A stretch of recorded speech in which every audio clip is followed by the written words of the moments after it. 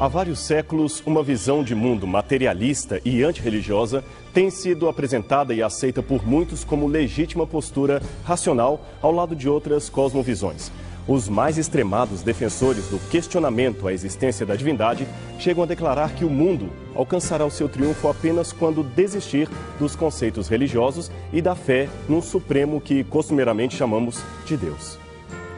Curiosamente, em anos recentes, temos presenciado um desdobramento novo nesse debate acerca da existência de Deus. Trata-se do que aparenta ser uma milícia intelectual organizada para provar a perspectiva ateísta como sendo a única tese defensável do ponto de vista científico e filosófico. Logo, a religião, em quaisquer de suas manifestações, deveria ser completamente banida do cenário cultural humano para o bem da própria humanidade. Entre os mais recentes defensores ateus da atualidade está o escritor americano Sam Harris, autor dos livros The End of Faith, O Fim da Fé, e Letter to a Christian Nation, Carta a uma Nação Cristã. Em ambos os livros, Harris, que é filho de um pai Quaker e de uma mãe judia, procura mostrar que, em sua opinião, a sobrevivência da humanidade está em perigo por causa do receio que se tem em questionar as crenças religiosas.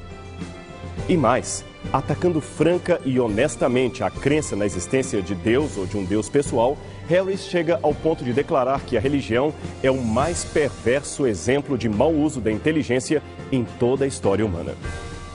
Ele sugere, portanto, que o ateísmo, que por definição deveria ser um termo desnecessário, não é apenas uma teoria ou filosofia, mas o meio mais seguro de destruição das ideias ruins da humanidade.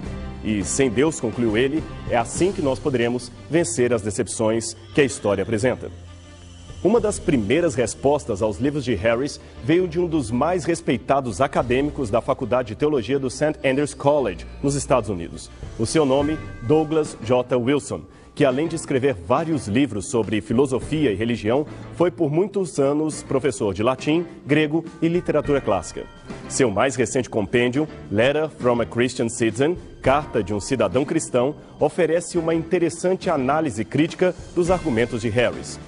Mas Wilson toca num ponto além ao se perguntar por que nos últimos anos os ateus parecem ter redobrado seu ataque à religião, comportando-se como se fossem até, ironicamente, um movimento formado por religiosos fundamentalistas dispostos a tudo para pregarem uma mensagem ao mundo. Até convenções anuais estão sendo organizadas por entidades jurídicas de promoção do ceticismo. Como qualquer congresso religioso, estes encontros oferecem palestras, livros e até souvenirs como camisetas, botões, mochilas e tudo mais para promover a causa ateísta no mundo ocidental. A conclusão que Wilson tira de tudo isto é que, por muitos anos, o ateísmo tem sido um adversário dos teístas cristãos, mas, até então, os ateus haviam concluído que a fé cristã não passava de uma superstição limitada e que não poderia ser prejudicial, ou seja, ela poderia ser tolerada, pois não ofereceria risco nenhum ao materialismo racionalista.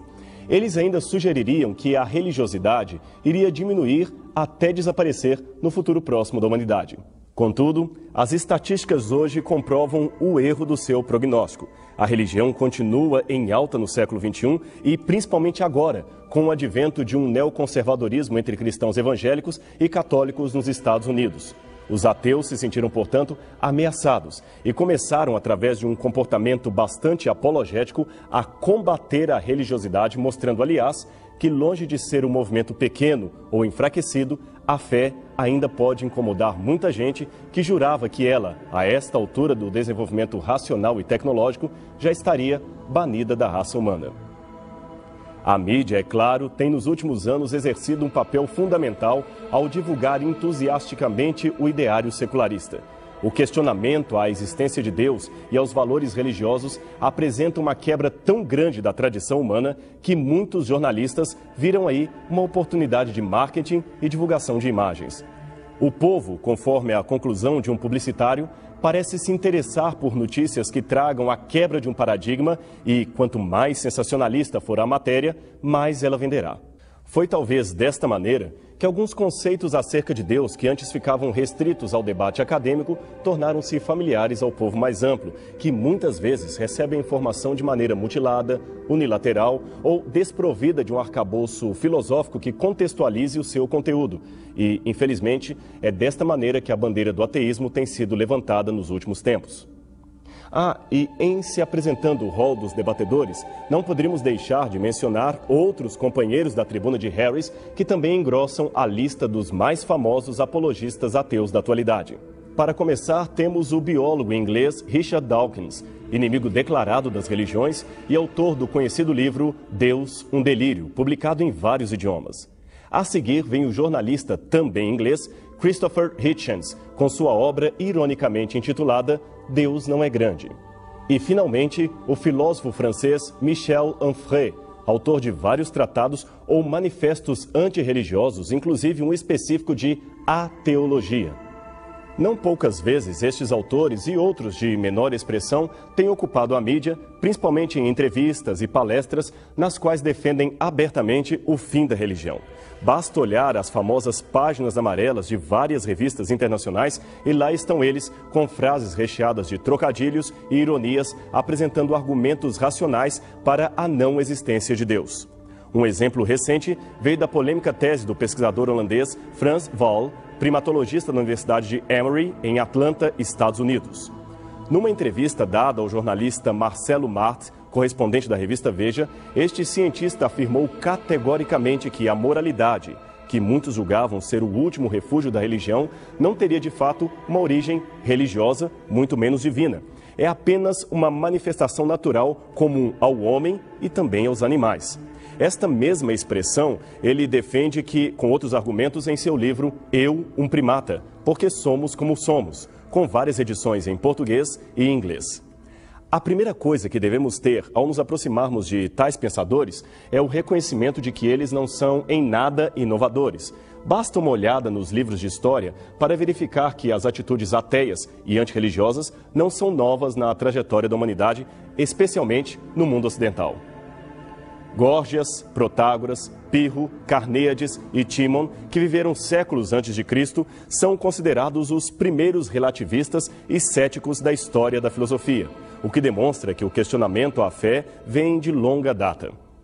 Não obstante, o moderno movimento ateísta parece ter as suas raízes fincadas no pensamento filosófico de dois filósofos em especial que, por incrível que pareça, eram teístas, isto é, acreditavam em Deus. Estamos falando de René Descartes, pai da filosofia moderna, e Immanuel Kant, o mais notável filósofo da cultura ocidental e, indiscutivelmente, um dos pensadores mais influentes da humanidade. Esses autores, seguidos, é claro, de outros, subverteram as perspectivas clássicas da filosofia e, por tabela, da teologia, insistindo em filosofar sobre o próprio homem e não mais sobre a natureza e o seu Criador, a saber, Deus. É que até Descartes, os filósofos e os teólogos se interessavam primariamente por tudo o que tem a ver com Deus e a natureza que ele criou. O homem, obra-prima desta criação divina, só vinha depois. Mas, ao mudar as ordens do objeto e meditar primariamente no homem com quase detrimento aos demais elementos, começou-se a afirmar que este deveria confiar unicamente no poder da razão para conhecer a verdade. Descartes, assim, realizou uma espécie de revolução copérnica na filosofia ao derrubar a perspectiva tradicional em seu tempo, cuja tendência era repetir verdades transmitidas tradicionalmente pelas gerações que lhe antecederam. A seu ver, deveríamos partir do zero, ignorando tudo o que até ali fora dito acerca da realidade, dos homens, da própria humanidade. Quando se diz partir do zero, a exclusão da própria Bíblia como elemento humano da revelação de Deus também está incluída aí. A única certeza que poderíamos ter era da nossa própria existência. Por isto, a máxima filosófica de Descartes, cogito ergo sum, isto é, penso, logo existo. Quanto a Deus, Descartes, embora acreditasse na existência de um Criador, afirmou tanto a sua transcendência em relação à natureza que acabou concluindo que Deus foi inteiramente indiferente ao criar as coisas que criou. Logo, embora continuemos a crer em sua existência, não precisamos acreditar em seu amor, em sua revelação.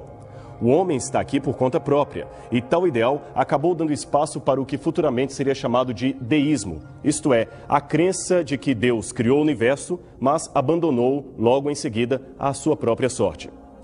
Com Descartes, portanto, o homem foi promovido ao centro do racionalismo humano, a única coisa sobre a qual e a partir da qual devemos debruçar os nossos conceitos. Kant, é claro, intensificou ainda mais esse processo, ressaltando a importância do conhecimento do indivíduo e tratando o homem como essencialmente bom, digno de total liberdade e o único suficientemente capaz na organização do seu próprio universo. Em outras palavras, o homem acabou se projetando em Deus. Deus, para Kant, estaria juntamente com as realidades transcendentais ou categorias de números, ou seja, entidades que escapam à percepção sensorial e, portanto, não podem ser conhecidas em seu ser, nem mesmo se revelar. Tanto Kant como os deístas, que em seu tempo estavam bem organizados, reduziram a religião a um auxílio em favor da moralidade e nada mais do que isso. Bem, Descartes morreu em 1650 e Kant em 1804. Daí, o hiato de tempo entre ambos testemunhou o surgimento de outras filosofias explicitamente secularistas e anticristãs que não deixariam, ao longo de sua existência, de ser direta ou indiretamente influenciadas pelo pensamento destes autores. Dentre estas correntes temos, principalmente, Thomas Hobbes, um filósofo empirista e teórico político que demarcou o início do materialismo moderno. David Hume, filósofo e historiador que defendeu com veemência a ideia de que não se pode ter certeza absoluta de nada nesse mundo, e Voltaire, famoso na França e na Inglaterra por apregoar as bases do pensamento deísta de Deus. Até aqui, estes indivíduos, de uma mente, diga-se de passagem, nada modesta, não se diziam necessariamente ateus. Seu pensamento oscilava entre o agnosticismo, a impossibilidade de saber a verdade, e o deísmo, a ideia de que Deus criou e abandonou a criação. Mas esta suposta crença na existência de uma divindade não os impedia de apresentar a sua revolta contra o Deus que lhes trouxe à existência, ou pelo menos contra o Deus pregado pelos teólogos. Falando da maldade e do desejo contínuo da humanidade em criar novos deuses, Voltaire ironicamente escreveu um dicionário de filosofia no qual se expressou: Deus criou o homem à sua imagem e semelhança, e este agora está lhe retribuindo o favor. Finalmente, um destes pensadores que se tornou famoso na primeira metade do século XIX afirmou-se abertamente não como agnóstico ou deísta, mas sim como um convicto ateu. Seu nome era Arthur Schopenhauer, um filósofo alemão da corrente irracionalista, conhecido especialmente pelo seu pessimismo em relação à vida e à história humana. Junto dele veio outro pensador germânico que defendeu a ideia de que Deus era um produto da imaginação e do desejo do homem. Era o escritor humanista Ludwig Feuerbach, autor de vários livros e cujas ideias influenciaram tremendamente o pensamento de homens como Karl Marx e Friedrich Engels, os fundadores do chamado socialismo científico ou comunismo. Para fechar este resumo histórico, não poderíamos deixar de fora a menção de 3 outros pensadores que exerceram uma poderosa influência antirreligiosa a partir do século XIX, tornando-se ícones da cultura contemporânea. Bem, são eles Charles Darwin, naturalista inglês que propôs o evolucionismo como alternativa radical à doutrina bíblica da criação, Friedrich Nietzsche, que anunciou a morte filosófica de Deus, e, finalmente, Sigmund Freud, o pai da psicanálise, que também entendeu Deus como uma projeção do ego infantil humano e não uma realidade pessoal no universo. Falando da religiosidade como sendo uma ilusão infantil a ser superada, Freud ironizava a teologia com frases como: deixemos o céu para os anjos e os pardais, isto é, cuidemos daquilo que realmente interessa, o ser humano. A lista que se segue depois disso fica até difícil de ser elencada, mas pelo menos 2 últimos nomes merecem ser mencionados. O primeiro é de Bertrand Russell, Prêmio Nobel da Literatura em 1950 e opositor ferrenho das influências religiosas sobre o homem. Já o segundo seria o filósofo Jean-Paul Sartre, morto em 1980, que disse que se Deus existisse, o homem não era nada, mas se o homem existe, então Deus é um mito. Sartre foi um ícone filosófico do século XX. Mas não pense que só de ateus convictos vive a academia. Antes de falar da lista de pensadores que ainda mantêm firme a sua crença em Deus, vamos mencionar alguns ex-ateus que já não se mostram tão convictos assim do seu ateísmo. E por que não começar com um dos mais proeminentes filósofos ateus do século XX? O inglês Anthony Flew, que escreveu vários livros em defesa do ateísmo. Este, por exemplo, intitulado Deus e a Filosofia, foi um best-seller que se transformou numa verdadeira Bíblia dos ateus, pois versava sobre a divindade e a filosofia desde uma perspectiva ateísta. Na primeira edição do livro, publicado pela primeira vez em 1966, Flew argumentava com tremendo racionalismo a premissa de que a filosofia e a lógica desaprovariam qualquer possibilidade para a existência de um Deus. Mas se você comprar uma edição mais recente do mesmo livro de Flew, notará que o autor escreveu um novo prefácio onde desfaz as suas considerações anteriores. O que teria ocorrido? É que entre uma e outra edição do livro Deus e a Filosofia, o acadêmico inglês participou de alguns debates com teólogos e cientistas cristãos e acabou percebendo a força do argumento teísta para a formação do universo. Note a capa de um dos seus mais recentes livros, There is not a God, Não há um Deus, mas note que o não está cortado como o próprio subtítulo diz. Aqui você vai encontrar a história como o mais notável ateu mudou de ideia acerca de Deus. Esse livro foi escrito juntamente com Roy Abraham Varghese, cuja obra A Maravilha do Mundo, uma viagem da ciência moderna para a mente de Deus, exerceu um grande impacto no pensamento de Flew. Também pudera, propondo o que seria a existência necessária de Deus. Para justificar a própria existência do universo planejado, Varghese cercou de bons argumentos a obra que produzira. Este, aliás, foi sempre o seu feitio, capacidade clara de argumentação em todos os livros que escreveu. Num deles, por exemplo, intitulado Cosmos, Bios e Theos, ele e seu coautor, Henry Margenot, fizeram um magnífico trabalho. Juntos, eles apresentaram o depoimento de nada mais, nada menos que 60 cientistas mundialmente reconhecidos em sua área de atuação, sendo 24 deles ganhadores do Prêmio Nobel. Todos esses, sem nenhuma exceção, afirmaram-se piedosamente crentes em Deus. Para ser honestos, devemos afirmar que Anthony Flew não se converteu ainda à visão de Deus trazida pela Bíblia. Ele prefere falar no Deus de Aristóteles, que criou o universo, mas que não sabemos o bastante a respeito dele. Seja como for, de ateu a crente na existência de um Deus criador, Flew deu um grande salto idealístico que chocou seus ex-companheiros de tribuna ateística. O próprio Richard Dawkins lamentou a perda desse valioso intelectual para o lado do teísmo. Aliás, numa entrevista concedida à revista acadêmica Philosophy Now, Flew declarou o seguinte: parece-me agora que os resultados de mais de 50 anos de pesquisa sobre o DNA têm provido elementos para um enorme argumento a favor do design, isto é, da existência de um ser superior que fez o universo. E, para surpresa adicional de todos, ele também passou a questionar as teorias naturalistas da evolução. Continua ele. Torna-se extraordinariamente difícil, até mesmo supor a mais leve pressuposição de uma teoria naturalista da evolução que pudesse explicar a reprodução do primeiro organismo vivo.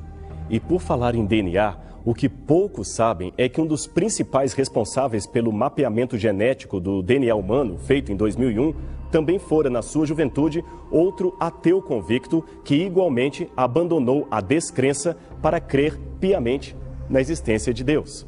Ele é o biólogo americano Francis Collins, diretor do Projeto Genoma e um dos cientistas mais notáveis da atualidade. Desafiado por colegas que ainda permanecem ateus, Collins lançou seu livro The Language of God, A Linguagem de Deus, que foi uma bomba contra o ateísmo.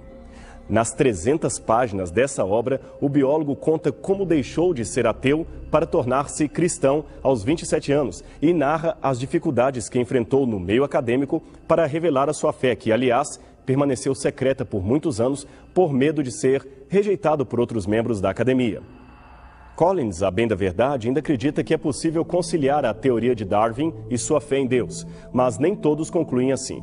Pelo menos foi o que aconteceu com o bioquímico Michael Beer, professor da Universidade de Lehigh, na Pensilvânia, que, ao escrever os best-sellers A Caixa Preta de Darwin e o Limite da Evolução anotou não apenas os sérios problemas científicos com esta teoria, como também percebeu a sua incompatibilidade com a crença num Deus criador. E que tal fechar este ciclo de ex-descrentes com um erudito literário irlandês conhecido mundialmente por suas obras de ficção? Com o sucesso mundial de As Crônicas de Nárnia, o nome do seu criador, C.S. Lewis, tornou-se igualmente conhecido entre o público em geral. Porém, o que nem todos sabem é que o próprio Lewis foi um brilhante professor de Oxford, outro intelectual de envergadura que também se decepcionou com o ateísmo, deixando-se envolver confortavelmente pelos braços da fé em Cristo. Veja agora algumas de suas notas acerca de sua nova fé em Deus, assim que deixou de ser um ateu convicto. Deus sussurra a nós na saúde e prosperidade, mas sendo maus ouvintes, deixamos de ouvir a voz de Deus. Então ele gira o botão do amplificador por meio do sofrimento. Aí então ouvimos o rimbombar de sua voz. O sofrimento é o megafone de Deus para um mundo surdo. Para a tarefa mais elevada de ensinar coragem e paciência, jamais fui tolo o bastante para considerar-me qualificado. Nem tenho qualquer coisa a oferecer a meus leitores, exceto minha própria convicção de que, quando é preciso suportar a dor, um pouco de simpatia humana tem mais valor do que muito conhecimento. Um pouco de simpatia tem mais valor do que muita coragem.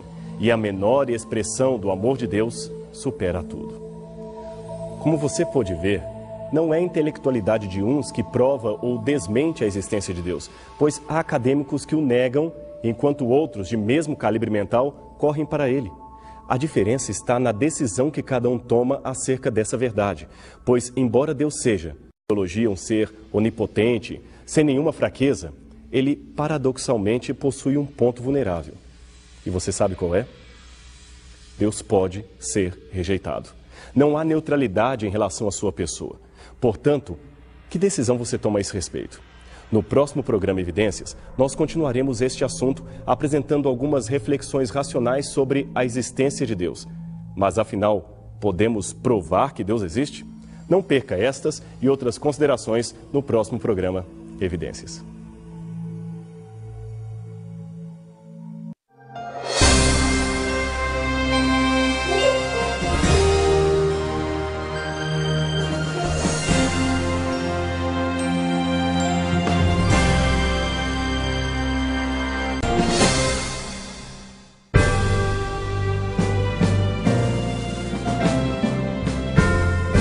No programa Evidências anterior, iniciamos uma jornada pelas ideias quanto à origem da vida e você viu a primeira parte da história da teoria evolucionista de Charles Robert Darwin.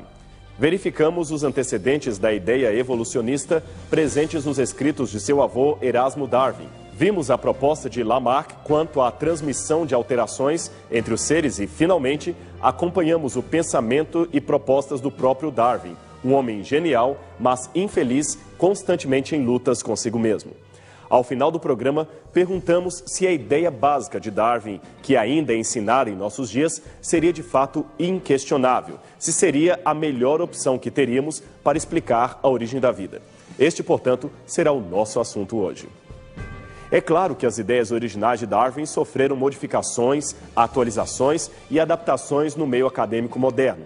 Fala-se até em neodarwinismo como sendo a maneira mais apropriada de se expor à questão, pois darwinianismo remeteria a teorias provisórias do autor que hoje já não são mais discutidas. Bem, seja como for, as bases evolucionistas lançadas por este explorador inglês no século XIX ainda continuam correntes em muitos setores da pesquisa ao redor do mundo. E alguns a apresentam como se fosse até um dogma religioso, talvez passivo de novas compreensões, mas impedido de ser questionado, principalmente nas bases de sua pressuposição. Veja o tom dogmático com que alguns acadêmicos defendem a teoria da evolução. Sir Julian Huxley, neto do famoso evolucionista Thomas Henry Huxley, que fora amigo pessoal e colaborador de Charles Darwin. Ele declarou o seguinte por ocasião do centenário do livro A Origem das Espécies. O primeiro ponto a destacar com relação à teoria de Darwin é que ela não é apenas uma teoria, mas um fato. Nenhum cientista sério poderia negar o fato de que a evolução ocorrera. Seria como negar que a Terra gira em torno do Sol. Richard B. Goldsmith, professor da Universidade de Berkeley, na Califórnia, declarou na revista American Scientist que a evolução do mundo vegetal e animal é considerada por aqueles com capacidade de discernimento um fato do qual não há necessidade de provas adicionais.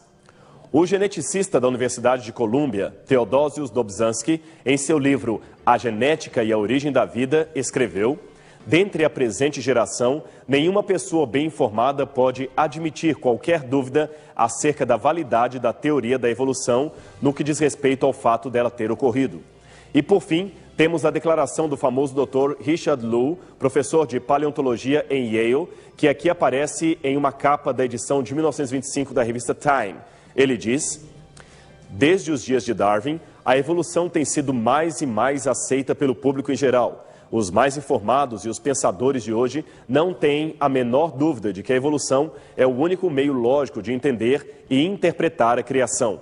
Conquanto não se tenha certeza quanto ao seu modus operandi, podemos estar seguros de que o grande processo tem estado de acordo com as grandes leis naturais, algumas das quais são ainda desconhecidas ou talvez incognoscíveis.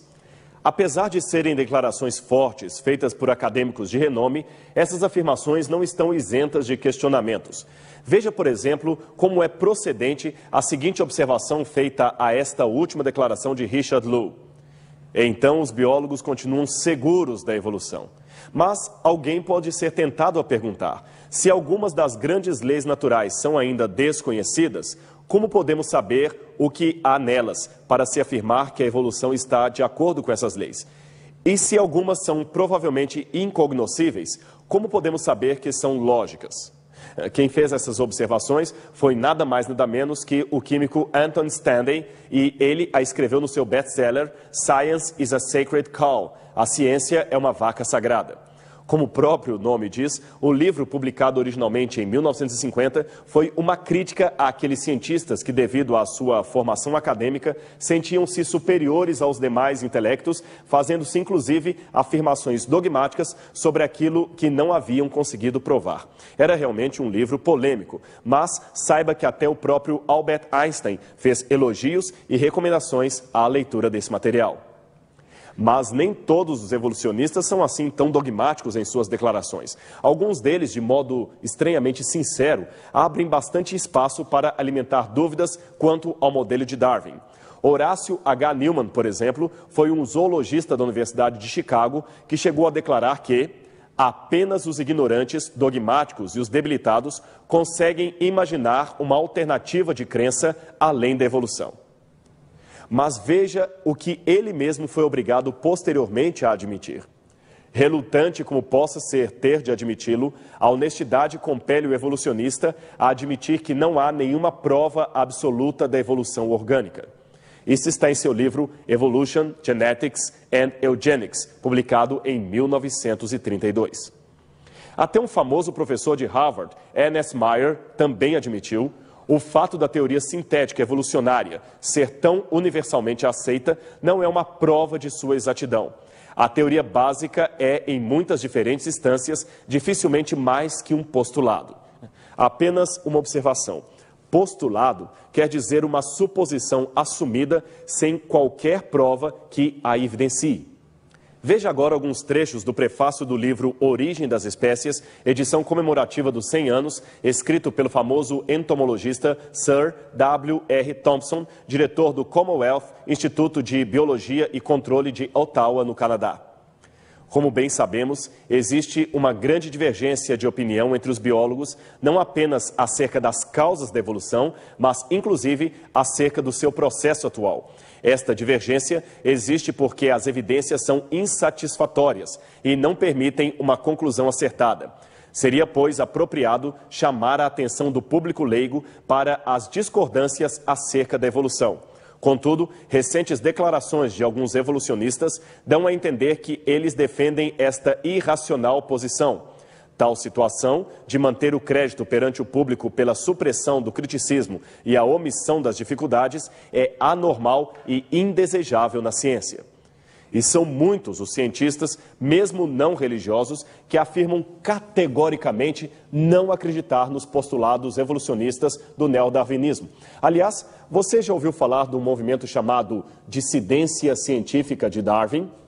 Trata-se de um movimento mundial inaugurado em 2001 pelo Instituto Discovery dos Estados Unidos, que reúne centenas de cientistas do mundo inteiro, dos mais diferentes países e categorias, mas que afirmam unanimemente, sem dificuldade alguma, a sua discordância pública da teoria do evolucionismo.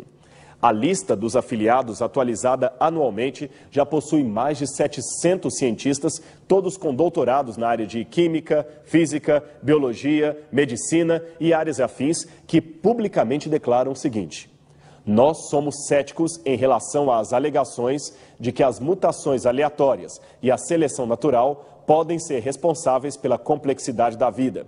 Seria importante que se encorajasse um estudo mais minucioso das evidências apresentadas em favor da teoria darwinista.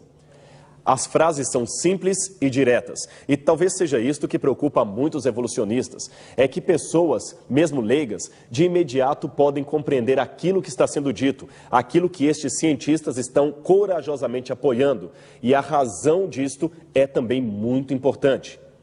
A publicação desta lista na internet incomodou tanto que a reação foi imediata. Em 2006, por exemplo, o escritor de ciências do jornal The New York Times, Ken Chang, escreveu um artigo argumentando que poucos biólogos, mas muitos evangélicos, haviam assinado a petição contrária a Darwin. Mas a sua acusação acabou revelando-se como falsa. O Instituto Discovery não tem ligação alguma com qualquer religião e mais de 70% dos cientistas afiliados no movimento não possuem qualquer religião e grande parte deles nem se dizem criacionistas.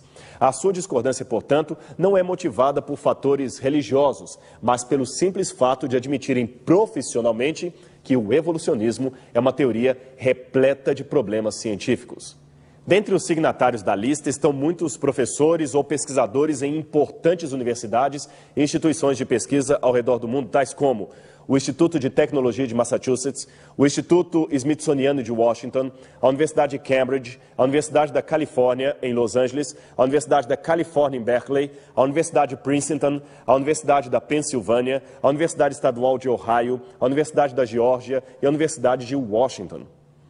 Só para citar alguns dos poucos proeminentes que também fazem parte da relação anti-evolucionista do Instituto Discovery, temos, por exemplo, o Dr. Philip Skell, membro da Academia Nacional de Ciências dos Estados Unidos, o Dr. Lyle Jensen, membro da Associação Americana para Avanço da Ciência, o Dr. Stanley South, catedrático de Biologia Evolucionista, e vários autores de livros didáticos, como, por exemplo, o Dr. Richard von Steinberg, também catedrático de Biologia Evolucionista e membro do Instituto Smithsoniano, além de ser pesquisador do Centro Nacional de Informações e Biotecnologia do Instituto Nacional de Saúde dos Estados Unidos. Ah, e tem mais. O Dr. Giuseppe Sermonti, editor da Revista de Biologia, o mais antigo periódico do mundo sobre biologia, ainda em circulação, e o Dr. Levi Belosov, embriologista da Academia de Ciências Naturais da Rússia. Viu como o evolucionismo está longe de ser um consenso? Mas por que isto não é tão divulgado pelos meios de comunicação em massa? Bem, das muitas respostas que se poderia dar, esta assinada pelo matemático e filósofo Dr. David Berlinski, um dos signatários originais da lista e pesquisador do Centro de Ciência e Cultura do Instituto Discovery, parece ser muito bem apropriada. Ele diz o seguinte: a teoria da evolução de Darwin é o grande elefante branco do pensamento contemporâneo. Ela é volumosa, quase completamente inútil e objeto de veneração supersticiosa. De fato, terminar com uma ideia que se tornou dogma não é um exercício nada fácil. Veja a questão dos macacos, por exemplo. A princípio, Darwin não disse quase nada a respeito do lugar do homem em sua teoria evolutiva. Apenas escreveu que a luz será lançada sobre a origem do homem e sua história. As implicações, no entanto, eram claras. Os humanos tinham evoluído de outros animais. E os animais que eles tinham em mente, ou pelo menos os seus leitores assim concluíram, eram os macacos. 2 anos após a publicação de A Origem das Espécies, o explorador francês Paul Belloni du Chaillu, que chegara recentemente da África, montou uma exposição de gorilas empalhados em Londres. Era a primeira vez que gorilas, vivos ou mortos, eram mostrados fora da África. Muitos visitantes se chocaram com a ideia já popular de que os seres humanos podiam ter qualquer conexão biológica com aquelas criaturas. Então, em 1871, Darwin publicou o livro A Origem do Homem, no qual defendeu publicamente não que o homem fosse descendente direto do macaco, mas que ambos tinham um ancestral em comum, talvez até uma espécie de símio primitivo, e que todas as características humanas evoluíram numa sequência de passos graduais. Aqui Darwin procurou mostrar que até a inteligência humana é fruto da seleção natural. E como ela teria surgido? Bem, de acordo com Darwin, ela era fruto de mudanças no estilo de vida. Os ancestrais comuns do ser humano e do macaco habitavam em árvores, mas gradualmente se mudaram para o chão. Andar sobre dois pés liberava suas mãos para manipular objetos e, posteriormente, fazer ferramentas. Este foi o ponto de partida para a inteligência por seleção natural. Contrário, porém, a este insight, sabe-se hoje que a linguagem humana só pode ser derivada de aprendizado. Ela nunca surge espontaneamente, logo é uma potencialidade racional, não uma qualidade instintiva, como um latido de um cachorro ou o grunhido de um porco, que não demandam aprendizado. E, sendo assim, a pergunta óbvia que se faz ao evolucionismo é: se a linguagem só surge por aprendizado, como o suposto ser humano primitivo aprendeu a falar? Quem lhe ensinou a linguagem? Explicar a origem da fala e da comunicação verbal nesta teoria é realmente um desafio. E tem mais. Embora seja verdade que certos grupos de animais atacam os mais velhos ou matam os filhotes, também é verdadeiro o instinto materno de preservação de filhotes e o cuidado que alguns animais demonstram com outros companheiros que estão feridos ou impossibilitados de sobreviver por conta própria. Se a sobrevivência do mais apto fosse uma regra áurea do mundo animal, muitas raças mais simples já teriam desaparecido. Mas a solidariedade parece contrariar esse princípio básico do evolucionismo darwinista. Como explicar, com base na seleção natural, uma tigresa do zoológico da Califórnia que resolveu adotar um filhote de porco? Ou este bulldog que salvou e criou um cordeiro que estava machucado? Ou ainda esta cadela de caça que encontrou e adotou um filhote de jaguatirica numa mata a 500 quilômetros de São Paulo? Um outro problema com o qual esbarra o pressuposto evolucionista de Darwin é a falta de fósseis que corroborem com sua teoria. Afinal, se houve um ancestral comum entre o homem e os macacos, ou se o Homo sapiens surge mesmo por um processo de etapas evolutivas, onde estão os fósseis de transição? Bem, vamos voltar um pouco na história da teoria da evolução. O primeiro fóssil de um ancestral supostamente humano foi descoberto em 1856, 3 anos depois de Darwin publicar A Origem das Espécies. Trabalhadores de uma pedreira no Vale do Neander, perto de Düsseldorf, na Alemanha, acharam numa caverna um esqueleto que parecia humano, mas era muito diferente. Os ossos das pernas eram curvos e os dos braços sugeriam uma estrutura muscular muito forte. O crânio era achatado e seu tamanho sugeria um crânio de um homem adulto, com cerca de 1.400 centímetros cúbicos. Acima das órbitas oculares, porém no lugar onde ficariam as sobrancelhas, havia uma saliência muito grande que nada tinha de humana. O homem de Neandertal, como o fóssil foi batizado, foi considerado o elo perdido entre os símios e os humanos, e réplicas de como eles seriam foram espalhadas por museus de todo o mundo. Em 1891, porém, foi encontrado na ilha de Java, na Indonésia, restos fósseis de um ser bem mais primitivo, com um cérebro de apenas 860 centímetros cúbicos. O homem de Java, como foi chamado, era o Pithecanthropus erectus e hoje é identificado como o Homo erectus, uma espécie anterior ao homem de Neandertal. Em 1924, as origens humanas recuaram ainda mais com a descoberta do Australopithecus africanus, literalmente macaco do sul da África, o primeiro ser intermediário entre o gênero Homo e os ancestrais símios, encontrado em uma caverna de calcário na África do Sul. Ele tinha o crânio de um macaco, mas mandíbulas e dentes mais parecidos com os dos humanos, e o mais importante, era bípede. O grande problema é que, embora esses exemplares históricos ainda sejam usados por muitos como evidência do evolucionismo, o tempo mostrou que se tratava de falsas pistas. O homem de Neandertal, para começo de conversa, já não é mais considerado um ancestral dos seres humanos.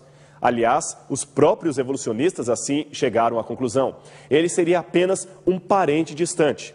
Segundo estudos feitos por uma junta de cientistas alemães, americanos e franceses, a partir do DNA mitocondrial, os fósseis encontrados na Bélgica descartam a ideia de que os neandertais pertenceriam de fato à linhagem humana.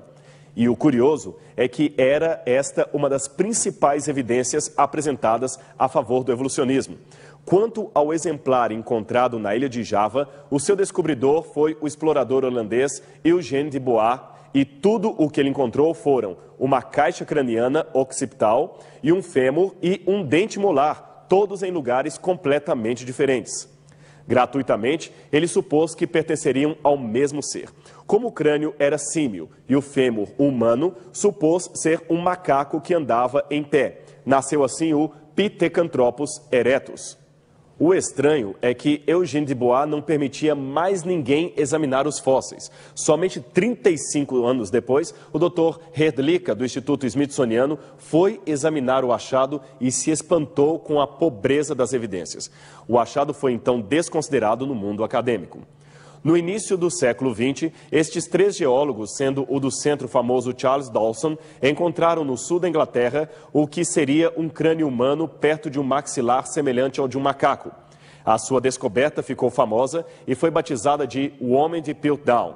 Um segundo crânio encontrado na mesma região pelo professor Arthur Smith Woodward confirmou aparentemente a tese da primeira descoberta e convenceu a maioria dos pesquisadores de que o homem de Piltdown, então chamado Eanthropus dawsoni, era o tão sonhado elo perdido e que o mesmo tinha pelo menos 500 mil de anos. Testes, porém, feitos a partir de 1950, mostraram que o crânio, datado em centenas de milhares de anos, era, na verdade, o crânio de um homem moderno. E o maxilar nada tinha a ver com o crânio. Era apenas a mandíbula de um macaco e esta era tão velha quanto o ano de sua descoberta. Tudo não passava de uma trapaça. Muitos também foram levados a crer que os embriões de seres humanos e de animais passavam por vários estágios evolutivos, recapitulando o próprio processo da evolução. Para evidenciar o seu parentesco, dispuseram-se fotos que aparentemente comprovariam que embriões de seres humanos, galinhas, peixes e macacos eram de fato muito similares. Esta ideia, então classificada como lei biogenética, foi cunhada por volta de 1860 pelo médico alemão Ernest Haeckel, um dos principais aliados de Darwin, juntamente com Huxley. Ele dizia que a ontogenia recapitula a filogenia, ou seja, a recapitulação embriológica. A sua tese era de que um organismo em estado embrionário recapitularia os traços evolutivos da natureza e se pareceria tremendamente com outro, evidenciando assim a sua origem comum. Uma vez que Haeckel também era versado artista, veja aqui o quadro que ele mesmo desenhou e apresentava em seus debates contra o criacionismo. Note como os embriões de um ser humano se parecem com os de um porco, de um peixe, de uma salamandra e de outros animais que perfazem o desenho. O argumento evolucionista era quase irretorquível, não fosse um pequeno detalhe. Tudo, novamente, não passava de uma fraude. Quem descobriu inicialmente a farsa foi o Dr. Hittmeyer, professor de Zoologia e Anatomia Comparada da Universidade de Basileia, em 1868. Ele e outro cientista de Leipzig, o Dr. Wilhelm, mostraram que os desenhos de Haeckel foram uma modificação fraudulenta de outros originais. Uma das grandes incógnitas do evolucionismo moderno está no fato de que, mesmo sendo hoje largamente reconhecido que os desenhos de Haeckel foram fraudados, o seu esquema continua sendo ensinado em livros de biologia estudados em todo o mundo. Eu tenho aqui algo para mostrar a você. Trata-se da réplica de um fóssil que por anos serviu de argumento ao evolucionismo. É o Archaeopteryx, mas nesse caso não se trata de uma fraude e sim de uma má compreensão dos fatos. É que ele tinha garras nas asas, dentes no bico e cauda acima do normal, além de ser coberto de penas. Julgavam, com base nisto, que seria um réptil de asas, logo um legítimo exemplar de um elo perdido, isto é, de um ser que seria meio réptil, meio ave. Na época em que o fóssil apareceu, evolucionistas argumentavam que ele era o elo perdido e criacionistas contra-argumentavam que os avestruzes até hoje também possuem garras nas asas e os gansos dentes no bico e nem por isso deixavam de ser apenas aves. O problema é que quando encontraram os primeiros fósseis do Archaeopteryx em 1850, esses estavam bastante incompletos. Devido à semelhança de seus ossos com os desse dinossauro chamado Compsognathus, confundiram-no com um suposto lagarto emplumado, que hoje estaria extinto. Numa segunda tentativa, classificaram-no como sendo um Pterodactylus, mas isto também estava errado. Hoje, sabe-se finalmente que se tratava apenas de uma ave e nada mais. Mas um engano pior do que este aconteceu em 1922 e envolveu nada mais, nada menos que o respeitadíssimo paleontólogo Dr. Fairfield Osborn, que aqui aparece junto a 2 outros cientistas no escritório do Museu de História Natural de Nova York. É que o Dr. Osborn recebeu naquela data um dente fóssil que foi encontrado nos depósitos do Pleoceno no estado do Nebraska.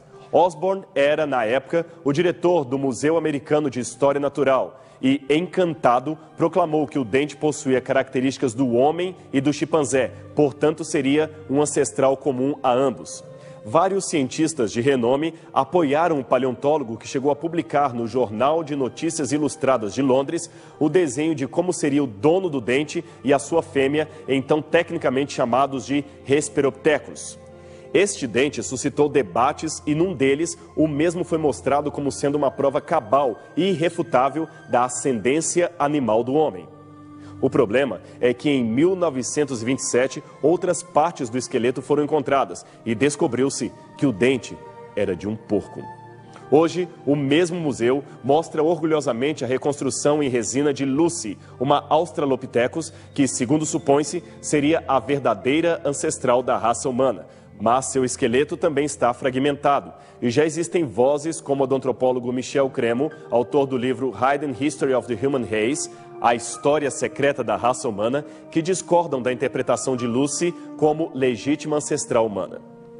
Bem, para quem sabe ler, um pingo é letra. Esperamos que estes exemplos o levem a uma visão mais crítica daquilo que comumente se diz. E, aliás, é por estas e outras razões que muitos acadêmicos de renome ainda preferem a velha máxima bíblica sobre as origens. Aquela que diz, no princípio criou Deus os céus e a terra. A certeza de que temos um Criador que nos ama e que dá um sentido à história ainda é e sempre será a melhor das alternativas quanto à origem e o futuro da humanidade.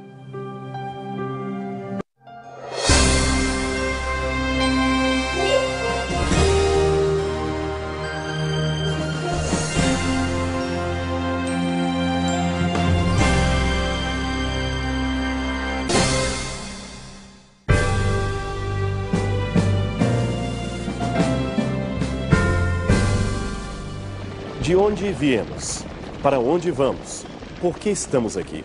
Há milênios essas perguntas intrigam a humanidade e antes de temer as possíveis respostas ou se angustiar pela ausência de algumas delas, devemos entender que perguntar é um dom, uma arte que só o ser humano possui em meio a todos os seres que vivem nesse planeta.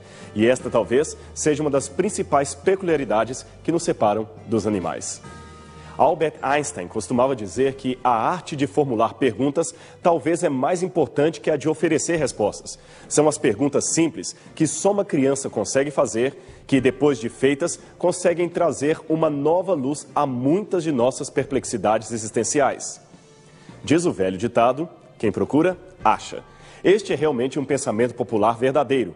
Quem procura alguma coisa com afinco, determinação, perseverança e usa dos meios disponíveis para que a busca o leve ao sucesso, com certeza achará o que está procurando.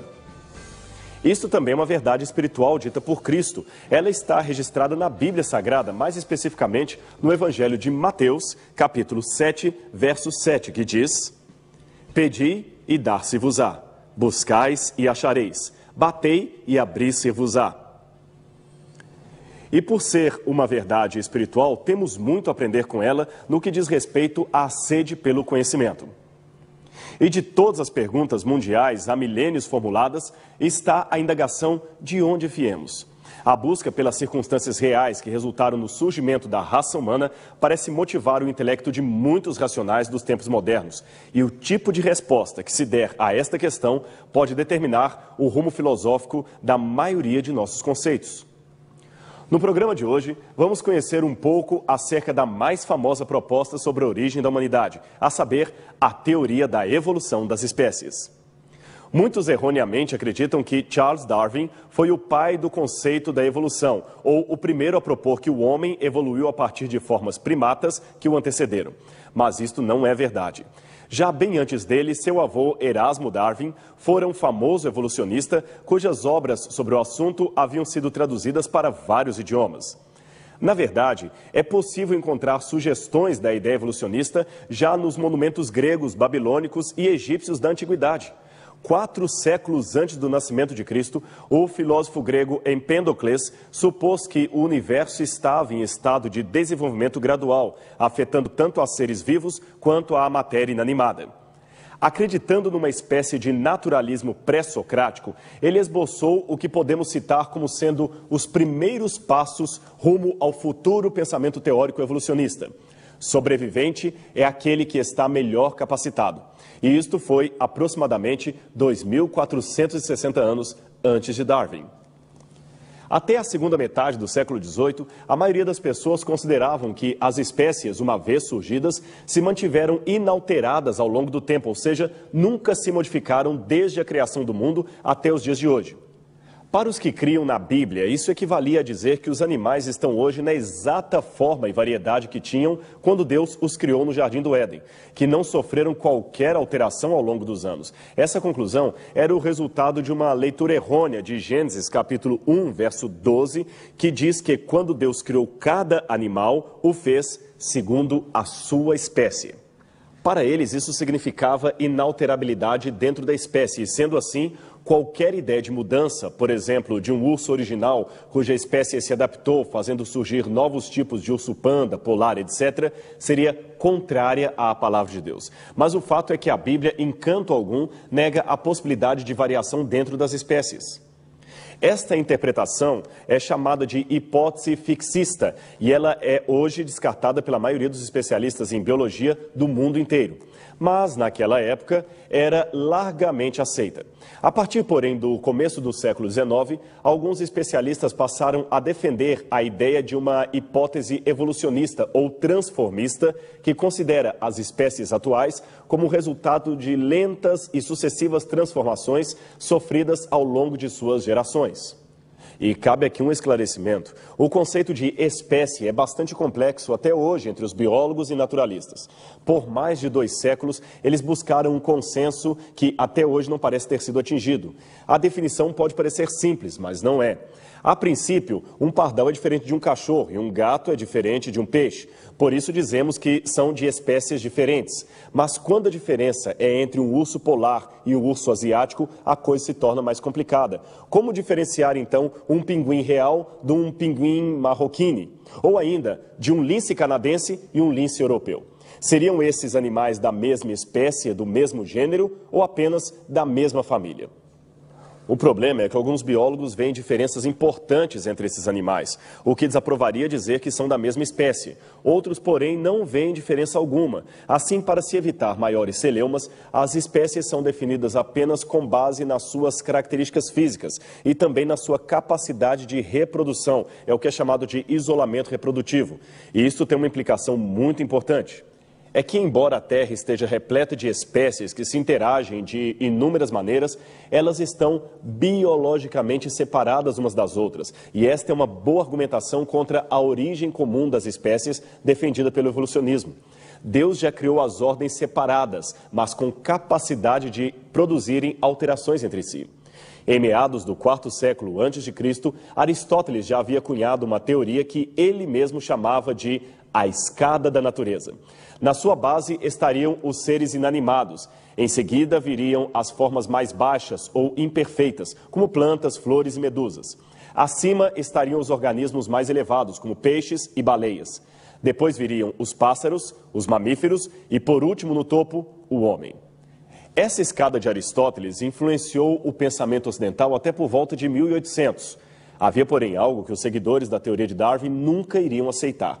É que, para Aristóteles, na escada natural, cada coisa era fixa firmemente no seu lugar, não havendo possibilidade alguma para permutas de um degrau para o outro. Assim, durante a segunda metade do século XVIII, começaram a surgir as primeiras ideias transformistas, contrariando aqueles dogmas essencialistas e fixistas que dominavam firmemente o pensamento ocidental há muitas gerações. O centro da polêmica deixou de ser o fato de existir ou não a evolução, passando a ser o mecanismo dessa evolução. Duas novas áreas de conhecimento vieram revolucionar a visão da ciência relativamente ao mecanismo de transformação ou de formação das espécies. A primeira seria a sistemática, que procuraria organizar as formas em grupos aproximadamente específicos.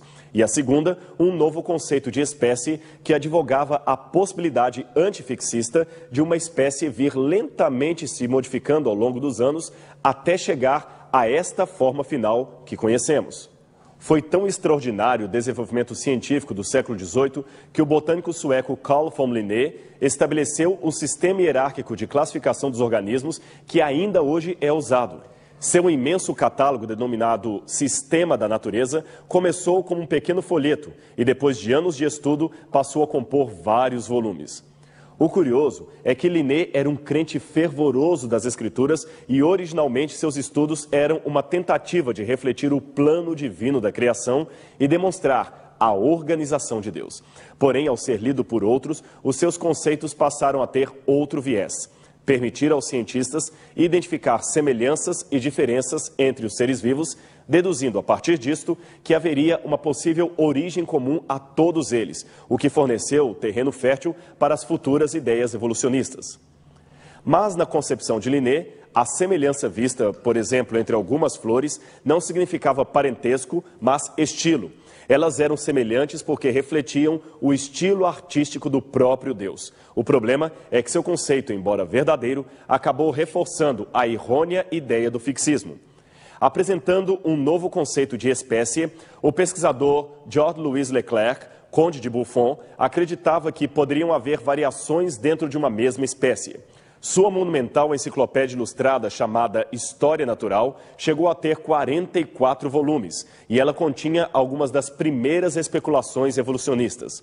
Os 3 primeiros volumes saíram em 1794. Quando Buffon morreu, mais de 32 volumes já haviam sido publicados. Os 9 últimos saíram apenas após a sua morte. Ele apresentou um conceito novo de espécie como sendo unidades isoladas com capacidade de reprodução e transformação entre si mesmas. No 4º volume de sua obra, ele especulou abertamente sobre a possibilidade de espécies muito similares terem se originado de um mesmo ancestral.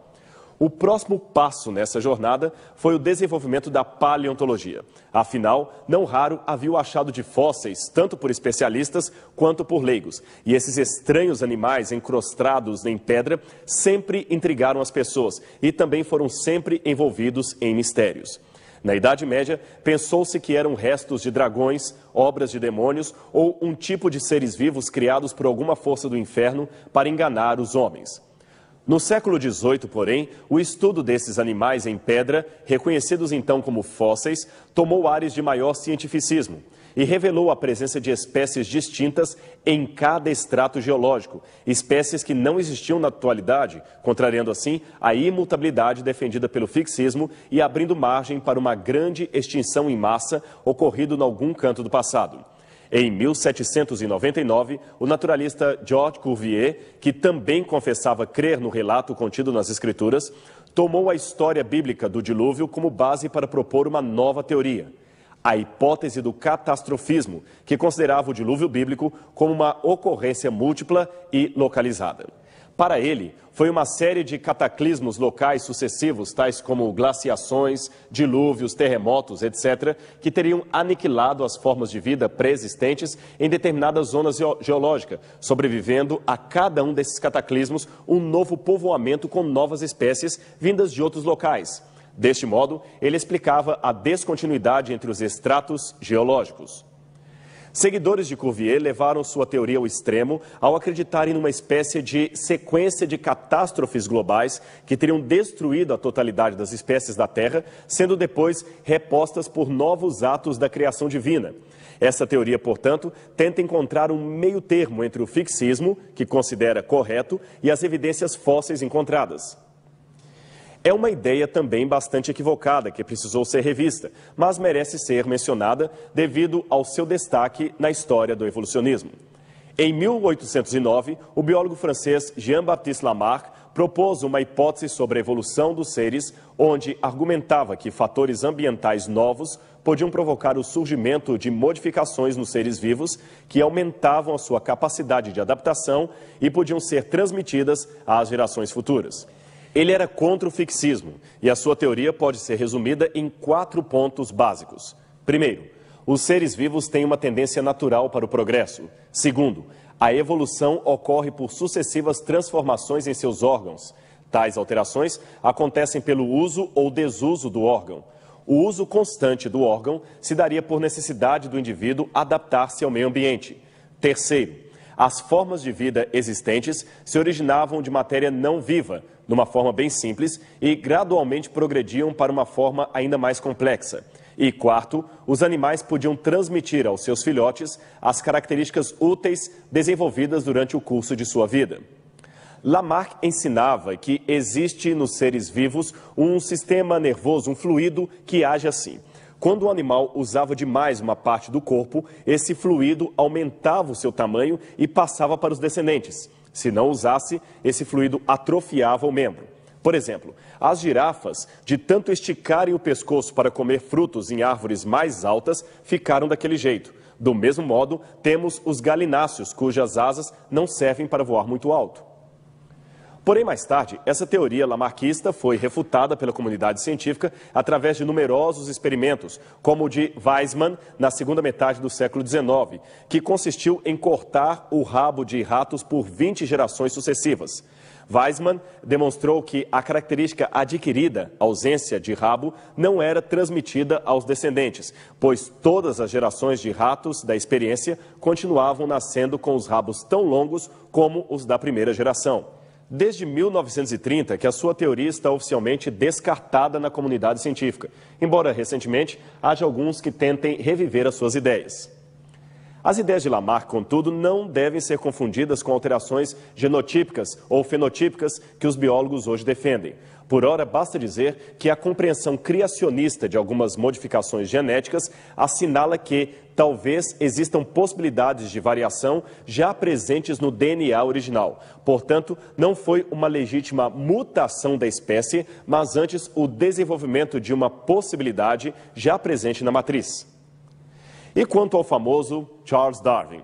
Bem, a sua contribuição para a teoria do evolucionismo foi significativamente marcante devido aos seus argumentos apresentados em 1859 na obra inicialmente intitulada Sobre a Origem das Espécies, onde propôs que as modificações adaptativas das espécies são determinadas pelo mecanismo da seleção natural, ou seja, da sobrevivência dos mais aptos, termo este criado por Herbert Spencer e citado a partir da 5ª edição da obra. Era esse processo que resultava no surgimento de novas espécies e na extinção de outras. A teoria evolucionista de Darwin, ou darwinismo, causou grande impacto na sociedade inglesa e americana. E, apesar da falta de provas conclusivas e também de alguns questionamentos teóricos, ela foi aceita como a melhor explicação para a origem de inúmeras espécies de organismos vivos que hoje conhecemos. Curioso é notar que nos seus 2 livros, A Origem das Espécies e A Origem do Homem, Darwin usou pelo menos umas 800 vezes a frase "podemos supor que", "é provável" ou sentenças semelhantes. Como se vê, a falta de evidências impedia-o de ser categórico em suas afirmações, embora, em alguns casos, mesmo a falta de evidências e a contrariedade do senso comum não o impediram de afirmar a sua nova teoria. Veja, por exemplo, essa sua declaração publicada no 6º capítulo de Origem das Espécies. Parece absurdo ou impossível, eu o reconheço, supor que a seleção natural pudesse formar a visão com todas as inimitáveis disposições que permitem ajustar o foco a diversas distâncias. admitir uma quantidade variável de luz e corrigir as aberrações esféricas cromáticas. Quando se afirmou pela primeira vez que o Sol é imóvel e a Terra gira em torno dele, o senso comum da humanidade declarou falsa a doutrina. Mas sabe-se que o velho ditado, vox populi, vox dei, não se admite em matéria científica. Mas também não se admite em matéria científica suposições que não se tenham como provar ou, no mínimo, evidenciar para uma boa hipótese de trabalho. Note que, noutra parte do livro, Darwin mesmo admitiu que a sua teoria podia ser invalidada. Veja este outro trecho que ele mesmo escreveu. Se pudesse ser demonstrado que existiu algum órgão complexo que não pudesse ter sido formado por modificações leves, sucessivas ou numerosas, minha teoria estaria completamente destruída.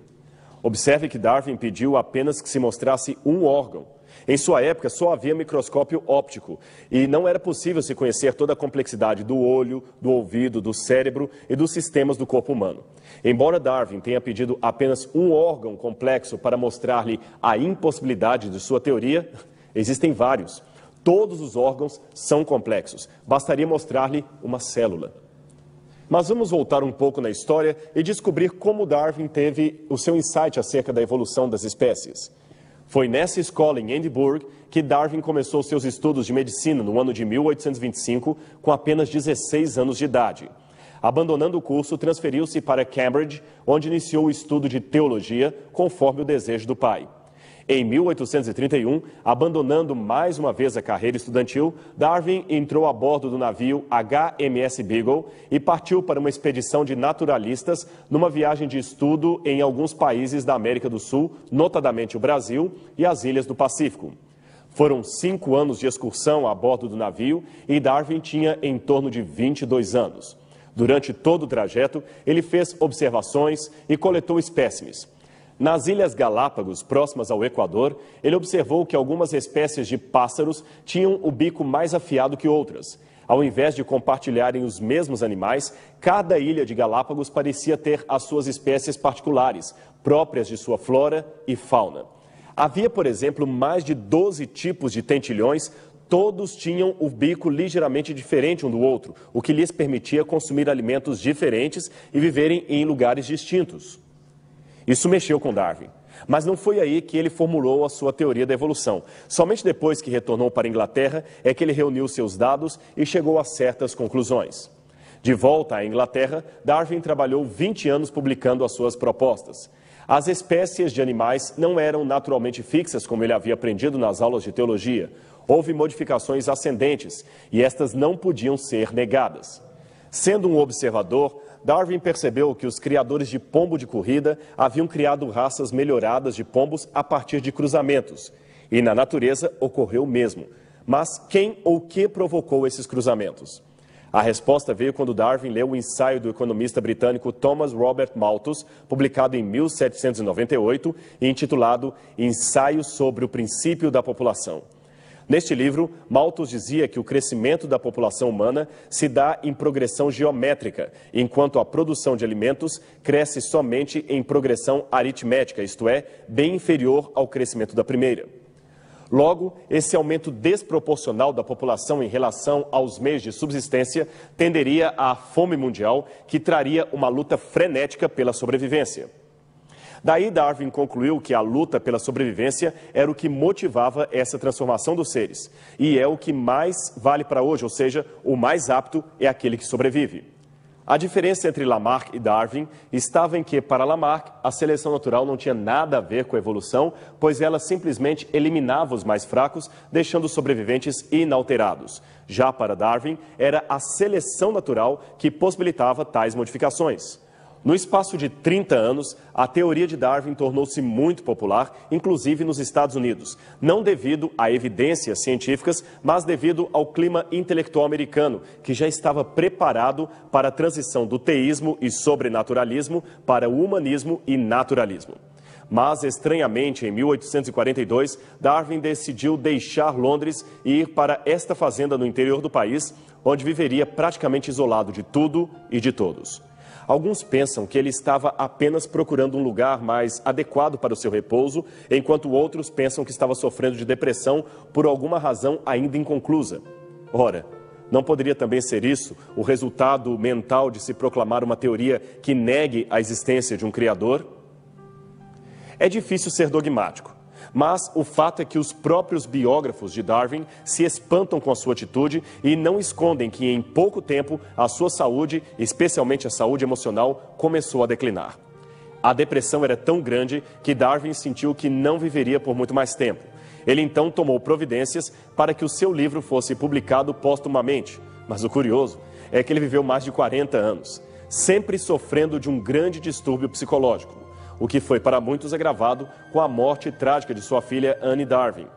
A morte de Anne, como a menina era chamada, foi o motivo determinante para Darwin perder completamente a sua fé em Deus.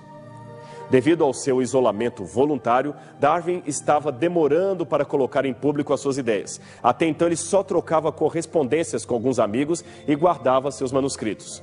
Até que, em 1858, ele recebeu uma carta de Alfred Russel Wallace, naturalista que trabalhava no sudoeste da Ásia e que escrevera um livro com ideias muito semelhantes às suas. Para não ficar atrás, então Darwin publicou em 1859 o famoso livro Origem das Espécies.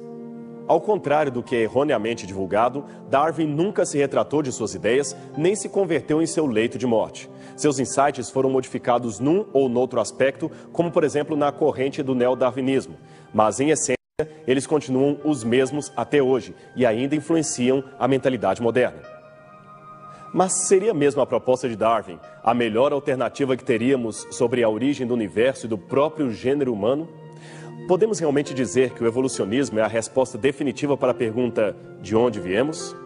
Portanto, não perca o nosso encontro, pois esse será o tema do próximo programa Evidências.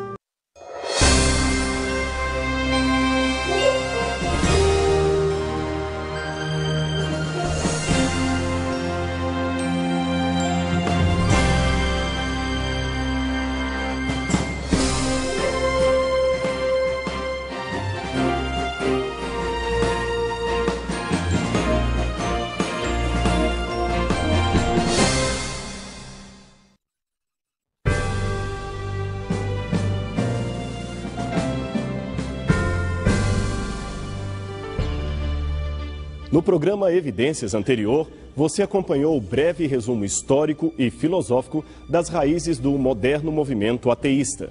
No final da explanação, terminamos com o desafio de mostrar evidências racionais para a existência de Deus. E esse é o nosso assunto hoje. Vamos começar contando uma história baseada em fatos reais que aconteceu anos atrás nos Estados Unidos.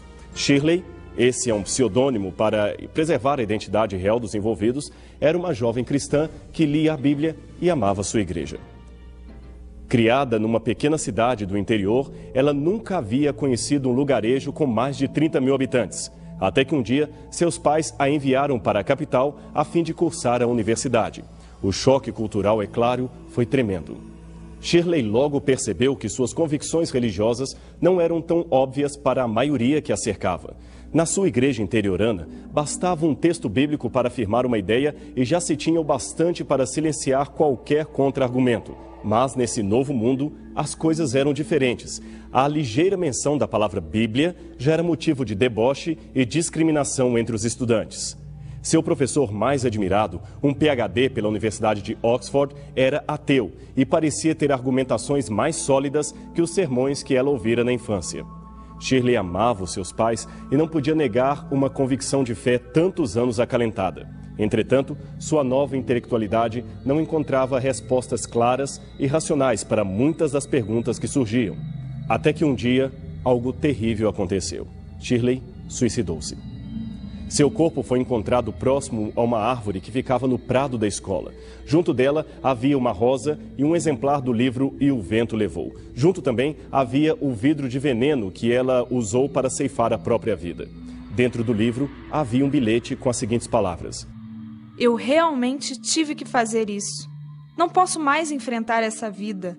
Quando eu cheguei à universidade, tinha fé em Deus e era feliz, mas a universidade roubou a minha fé e eu não posso mais enfrentar suas perplexidades e incertezas. Quando acharem o meu corpo, notifiquem aos meus pais e diga para eles que sinto muito por ter lhes causado ainda mais esta dor. Peço que enterrem o meu corpo embaixo dos pinheiros que estão no cemitério, cuja graça e beleza tantas vezes admirei, mas nunca pude alcançar. É impossível saber em detalhes que dúvidas ou conflitos passaram na cabeça daquela garota. Mas dá para se ter uma noção, pois muitos passam pelos questionamentos semelhantes a ela. Aliás, se você notar bem, verá que ninguém nasce ateu. As pessoas se tornam ateias devido a alguma decepção com aquilo que antes acreditavam. Pode ser o sofrimento, a formulação de perguntas sem resposta ou até o choque de culturas. Não importa a razão, num dia, mais cedo ou mais tarde, todos temos a nossa fé balançada por algum tipo de questionamento. Como lidar com isto é o que torna o X da questão. Note que a existência de Deus não é algo que interessa somente às pessoas que creem. Saber que há no céu um ser supremo e amigo é algo que traz alegria para todas as pessoas. É o ceticismo que nos angustia com a sua convicção de que estamos sozinhos no universo e não temos outra vida senão esta. Aliás, se existisse uma oração que até mesmo um bom ateu pudesse fazer, esta seria: peço que Deus exista. Seja como for, o fato é que hoje as pessoas fogem da religião institucionalizada, mesmo aquelas que ainda também mantêm algum tipo de fé num ser superior, preferem caminhos espiritualistas alternativos que não exigem demasiado comprometimento nem sejam modulados por crenças doutrinárias. A mentalidade pós-moderna parece evitar o seguimento de qualquer coisa que pareça uma cartilha de fé e comportamento. Conforme o anúncio quase profético do escritor alemão Robert Adolphs, autor do livro A Sepultura de Deus, na visão popular, as igrejas estão se tornando túmulo de Deus, ao invés de serem um meio de encontrar-se com a divindade. Aliás, já na virada do século XIX para o século XX, Friedrich Nietzsche expressava o mesmo conceito ao declarar: o que são estas igrejas de hoje, senão sepulcros ou túmulos de Deus? De fato, parece que é tremendamente dizer-se cristão, crente ou religioso nos dias de hoje. O motivo parece ser óbvio. Religião tornou-se para muitos sinônimo de cultura para velhos, alienados ao prazer ou também para pessoas desesperadas em busca de auxílio psicológico, muitas das quais se iludem com seitas e promessas de salvação num imenso comércio espiritual que não deixa de ser estarrecedor. O Dr. Franz Xaver Kaufmann, professor emérito de Sociologia da Universidade de Münster, na Alemanha, esboçou em 3 teses as condições do ser e do tornar-se cristão na sociedade atual. Primeiro, é tremendamente difícil tornar-se cristão nesta cultura moderna. Segundo, é difícil viver e agir como cristão sob as premissas dessa cultura moderna. E terceiro, se alguém, pois, tenta efetivamente tornar válido o seu ser cristão, ele mesmo torna difícil a convivência normal num meio ambiente comum. Com esse quadro em mente, não é difícil lembrar o desespero de pessoas como Shirley e se perguntar: será realmente este o fim da fé cristã? Vale a pena acreditar em Deus? A indagação não é nova. Ela já era formulada no passado por alguns que preferiram seguir o rumo da fé ao lugar do rumo da descrença. É o caso, por exemplo, do filósofo e cientista do século XVII, Gottfried Wilhelm Leibniz, que teve uma atitude bem diferente daquela de Shirley. Ele era tão brilhante que, com apenas 21 anos de idade, isto mesmo, 21 anos, defendeu uma tese doutoral na Universidade de Leipzig, na Alemanha. O reitor nem queria dar-lhe o título de doutor por ser muito jovem. Autodidata, aos 8 anos, ele aprendeu sozinho a falar latim e grego. Aos 15, já possuía vasto conhecimento de filosofia moral e teologia escolástica. E, para completar, estudou ainda matemática em Paris e anunciou o cálculo diferencial a partir do seu invento, a máquina de fazer operações, a ancestral da calculadora. Ele era um gênio e, diferente de muitos de sua época, ele cria piamente em Deus. Nos dias de Leibniz, o antropocentrismo filosófico dominava o pensamento dos intelectuais. Dentre os vários segmentos, havia uma corrente de céticos chamada deísmo. Para estes, o sofrimento era o maior argumento contra Deus. Por isso diziam: se Deus existe, por certo não está aqui. Ele abandonou o universo. Discordando disto, Leibniz sistematizou uma filosofia chamada teodiceia. Ela consistia numa série de argumentos racionais à existência de Deus, mesmo em face ao sofrimento humano. Mas ele não foi o único a fazer isso. Outros pensadores antes e depois dele também o fizeram, como, por exemplo, Tomás de Aquino, Blaise Pascal, Sir Isaac Newton, que também argumentaram, ao seu tempo, a favor da existência de Deus. Mas não pense que se tratam de provas da existência de Deus. Na verdade, é até impossível provar que Deus existe por um motivo muito simples. Deus é grande demais para ser analisado por meios científicos. Afinal, a ciência e a razão humana têm as suas limitações. Provar em termos de ciência significa analisar, medir e, principalmente, repetir o experimento para se obter o mesmo resultado. Sendo assim, podemos provar, por exemplo, a lei da gravidade, a lei gravitacional, pois é possível fazer e refazer o teste e ver que os corpos realmente são atraídos para o centro da Terra. Mas há coisas que não dá para simplesmente repetir ou experimentar em laboratório. É o caso, por exemplo, de alguns enunciados da geometria e da matemática. Desde a antiguidade, os sábios consideravam, de um modo geral, dois tipos de proposições matemáticas: os axiomas e os teoremas. Os axiomas, também chamados de postulados, são proposições aceitas sem demonstração, e teoremas são proposições que podem ser demonstradas, mas a partir dos demonstráveis axiomas. Ou seja, se o axioma estiver errado, o teorema também estará. Mas então por que não podemos provar os axiomas? Porque, de acordo com o método lógico-dedutivo usado pelos gregos, isto é, aquele que parte do universal para o singular, o pressuposto universal, embora necessário para se obter um resultado efetivo, escapa à nossa capacidade intelectiva e, portanto, não pode ser medido, verificado ou analisado com os nossos instrumentos, que têm como característica principal a limitação. Noutras palavras, são grandes demais para os nossos critérios de observação. Mas aí você deve estar se perguntando: como ter certeza de um axioma se ele não é verificável? Bem, os matemáticos gregos responderiam que ele é indutivo. Faz sentido supor assim, mas não tente prová-lo. Sua mente não está ao alcance dele. Ora, se este é um conceito racional, por que não poderíamos aplicar o mesmo a Deus?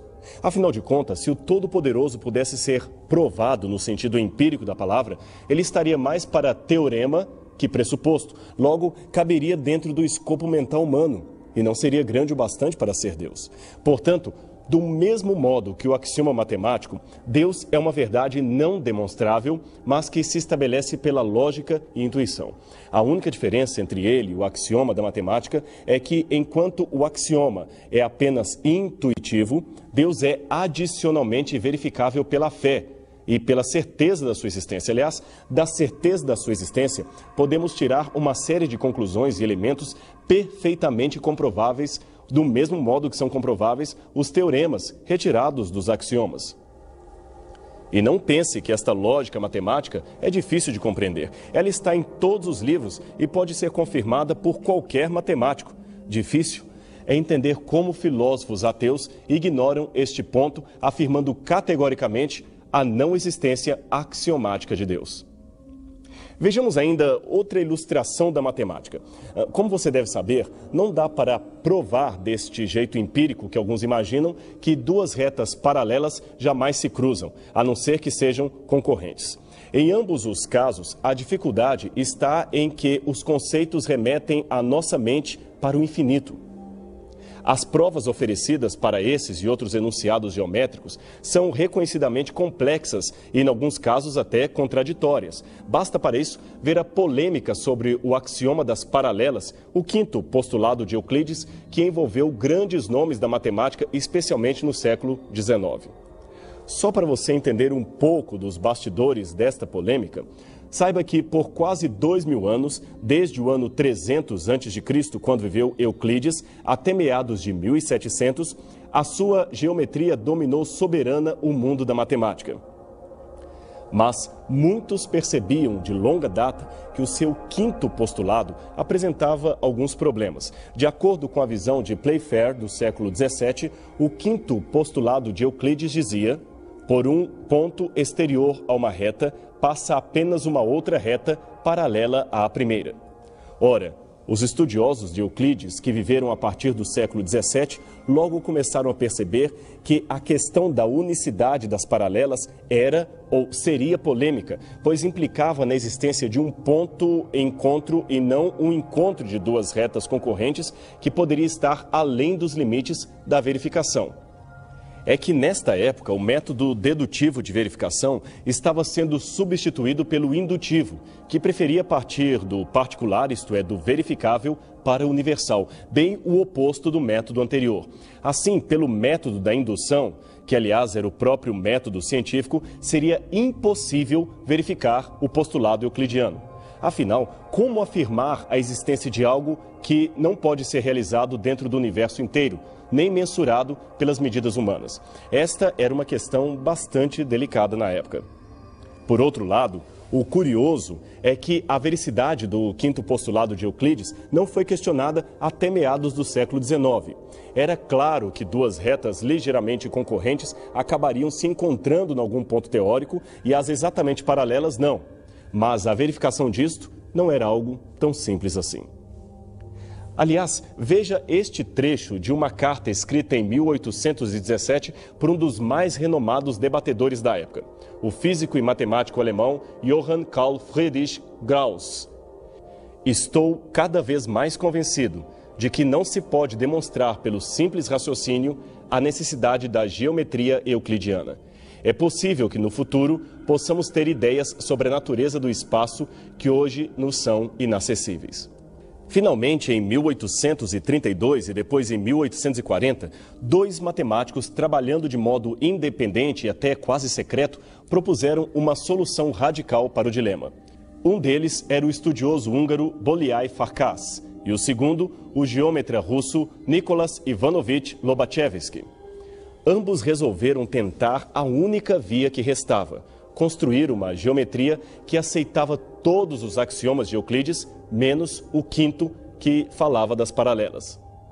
Eles fizeram um excelente trabalho, disto não resta dúvida, mas a crítica feita por alguns é a de que os novos modelos, ao invés de solucionarem o problema da consistência, apenas deslocaram o seu foco. No caso, por exemplo, da geometria de Riemann, outro proponente da época, a geometria de Euclides foi usada para criar uma noção vaga de espaço físico usual, em contraste com o espaço infinito, também chamado real, o que seria objeto das novas geometrias não euclidianas. São sistemas de fato extremamente interessantes, porém não mais nem menos reais que o sistema original de Euclides. De novo, caímos no campo do não demonstrável. Mas deixando para os entendidos em matemática as discussões acerca desta polêmica, o que nos interessa filosoficamente nesta discussão é que, além da demonstração de caminhos alternativos à matemática euclidiana dos paralelos, ficou claro que é possível provar a impossibilidade de provar algo em um dado sistema do conhecimento humano. Noutras palavras, há coisas que são absolutamente verdadeiras, porém impossíveis de serem provadas, não por uma falha delas, mas pela limitação da nossa mente. No caso específico das paralelas infinitas, teríamos que ter uma capacidade de verificá-las de um a outro ponto do infinito para certificar que realmente são contínuas e jamais se cruzam. Esta, repetimos, é uma verdade que podemos enunciar porque é lógico, faz sentido, mas não podemos provar porque está além do nosso alcance. Ninguém em sã consciência questionaria a racionalidade cada vez mais crescente da geometria.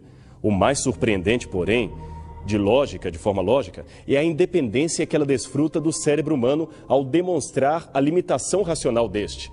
Aliás, este chega a ser o seu maior destaque em relação a outras áreas da matemática. Como disse Friedrich Bessel, um dos maiores matemáticos e astrônomos alemães do século XIX, enquanto o número é produto exclusivo do nosso espírito, o espaço tem uma realidade para além do espírito, cujas leis não podemos prescrever completamente.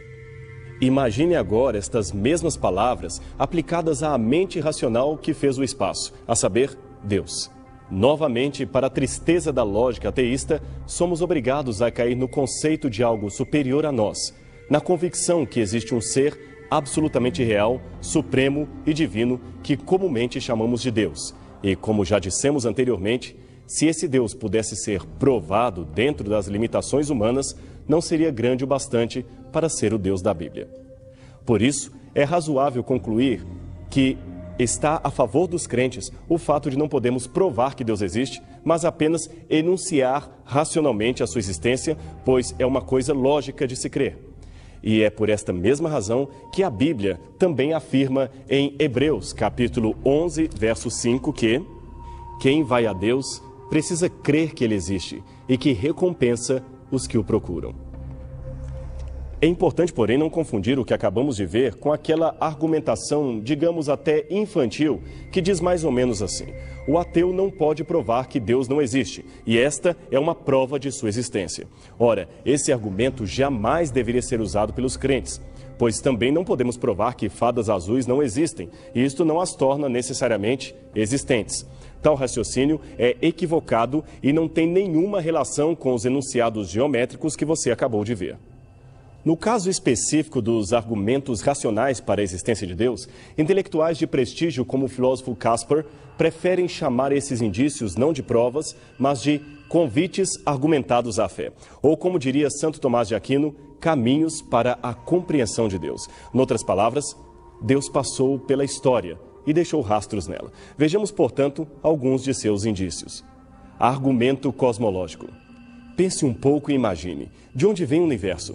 Existe uma lei física de causa e efeito que estabelece que as coisas não existem do nada. Sempre há uma causa que precede o efeito. Há um provérbio latino que diz ex nihilo nihil fit, que quer dizer do nada, nada se produz. Tudo teve uma causa que o originou. Ora, desde que Albert Einstein propôs a teoria da relatividade, ficou estabelecido que o universo não é eterno, mas teve um começo. Mas é aí que gera o problema para o ateu. Se do nada, nada se produz, o que havia antes do universo começar a existir? O nada? Ora, se não havia nada, por que hoje há algo? Lembremos, do nada, nada se produz. Não seria mais inteligente admitir que, ao invés de nada, havia um Deus?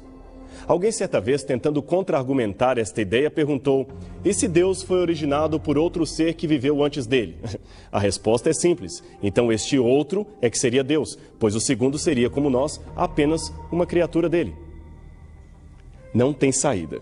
Ou acreditamos num Deus eterno que criou tudo e não foi criado por nada, a causa primeira, ou caímos no retrocesso infinito. Portanto, a existência de um Deus eterno, sem começo nem fim, é necessária para explicar a própria existência do universo. Argumento do movimento. Graças à sistematização teórica do astrônomo belga Georges Lemaitre, sabe-se que o universo, longe de estar estagnado, encontra-se em expansão. Ele está se expandindo como uma bola de gás. Assim, em termos físicos, podemos dizer que o universo está em constante movimento.